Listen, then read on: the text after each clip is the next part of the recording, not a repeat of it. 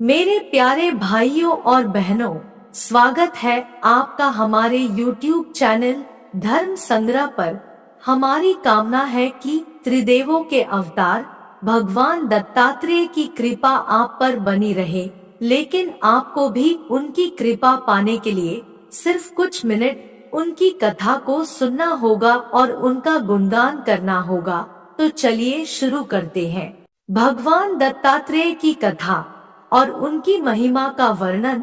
सनातन धर्म में हर व्रत और त्योहारों का विशेष महत्व होता है, ऐसे ही पूर्णिमा का भी बहुत महत्व है।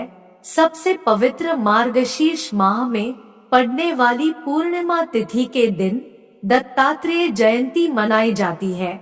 ऐसा कहा जाता है कि इस दिन भगवान दत्तात्रेय का जन्म हुआ था। मार्गशीर्ष महीने को भगवान कृष्ण का सबसे प्रिय महीना माना जाता है। भगवान दत्तात्रेय को ब्रह्मा, विष्णु और शिव के शिशु का स्वरूप माना गया है, इसलिए दत्तात्रेय जयंती पर तीनों देवताओं के बाल रूप की पूजा की जाती है। साल 2023 की दत्तात्रेय जयंती 16 दिसंबर की सुबह 5:46 से शुरू होगी और अगले दिन 27 दिसंबर 2023 की सुबह 6:02 पर इसका समापन होगा। प्राणियों के अज्ञान को मिटाने और उनके हृदय में ज्ञान का प्रकाश फैलाने के लिए भगवान विष्णु ने सद्गुरु श्री दत्तात्रेय जी के रूप में अवतार धारण किया। भगवान विष्णु के 24 अवतारों में सिद्धराज श्री दत्तात्रेय जी का अवतार छठा माना जाता है। इस अवतार की समाप्ति नहीं है, इसलिए श्री दत्तात्रेय जी अविनाश कहलाते हैं। चिरंजीवी होने के कारण इनके दर्शन अब भी भक्तों को होते हैं। समस्त सिद्धों के राजा होने के कारण इन्हें सिद्धराज कहते हैं। योग विद्या के असाधारण आचार्य होने के कारण वे योगीराज कहलाते हैं। उन्होंने अपने योग चातुर्य से देवताओं की रक्षा की, इसलिए वे देव देवेश्वर भी कहे जाते हैं। ब्रह्मा जी के मानस पुत्र महर्षि अत्रि ने पुत्र प्राप्ति की इच्छा से घोर तप किया। भगवान विष्णु ने प्रसन्न होकर वर मांगने को कहा तो महर्षि अत्रि ने कहा, मुझे प्राणियों का दुख दूर करने वाला पुत्र प्राप्त हो। इस पर भगवान विष्णु ने कहा, मैंने अपने आप को तुम्हें दे दिया।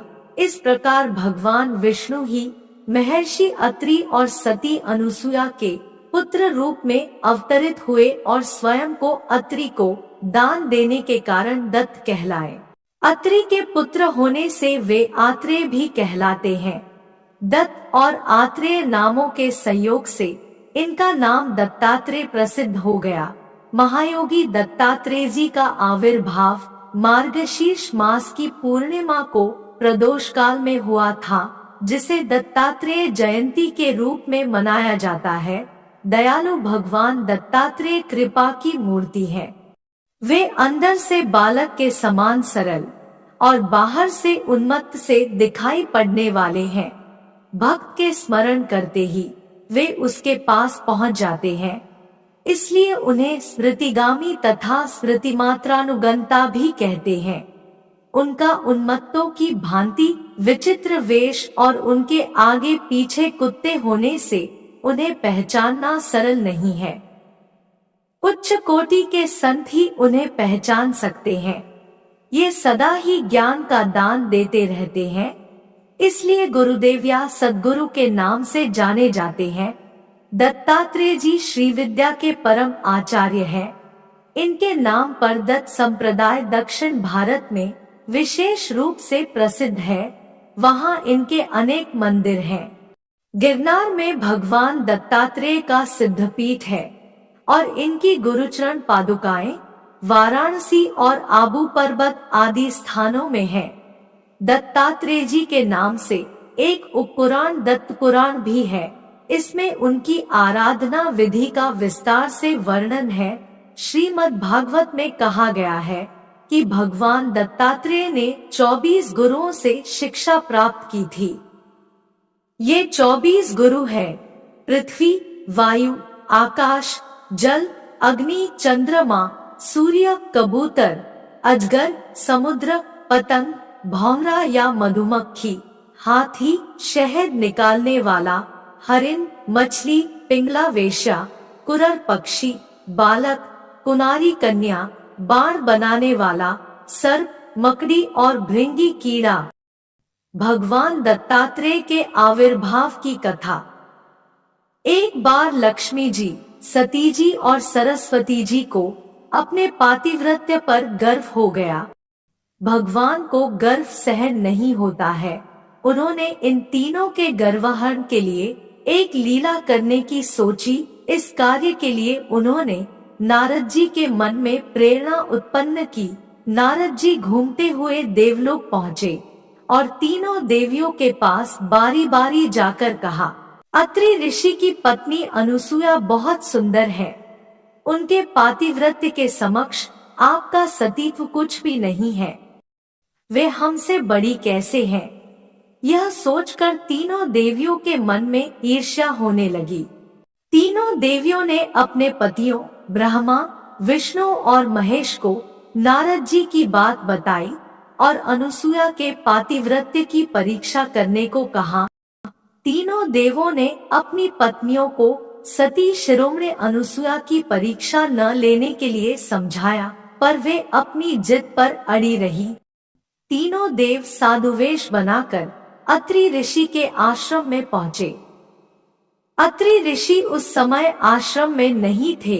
अतिथियों को आया देखकर देवी अनुसुया ने उन्हें प्रणाम कर अर्घ्य, फल आदि दिए, परंतु तीनों साधु बोले, हम तब तक आपका आतिथ्य स्वीकार नहीं करेंगे जब तक आप निर्वस्त्र होकर हमारे समक्ष नहीं आएंगी।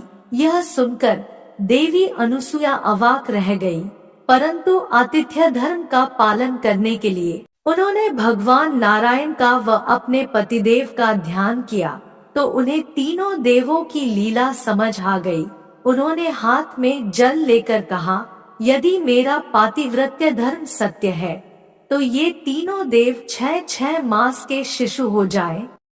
इतना कहते ही तीनों देव 6 मास के शिशु बनकर रुदन करने लगे। तब माता ने तीनों शिशुओं को बारी बारी से गोद में लेकर स्तनपान कराया और पालने में झुलाने लगी।